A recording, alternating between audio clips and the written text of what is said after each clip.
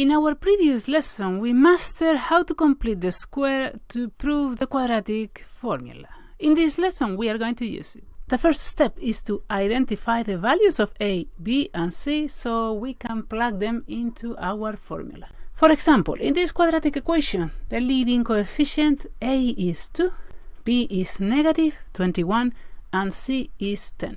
Substituting these values carefully into the formula leads to 21 plus 19 over 4, which equals 10, and 21 minus 19 over 4, which equals a half.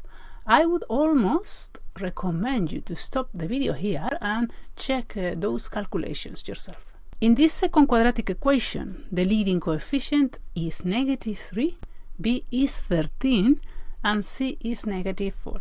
Substituting these values into the formula leads to negative 13 plus 11 over negative 6, which equals 1/3, and negative 13 minus 11 divided by negative 6, which equals 4.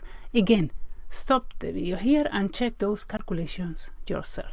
The advantage of using the formula is that we don't have to stress out when dealing with answers in Surds. For example, this third quadratic equation with a equals a half, b equals negative 4, and c equals 5 leads to the solutions 4 plus and minus the square root of 6. And that is a more than fine way to leave our answer. Imagine having to do this by factorizing. Next time, the discriminant, the secret to predicting solutions before you even solve. Stay tuned. Want more practice? Access full courses, quizzes, and worksheets in the link below.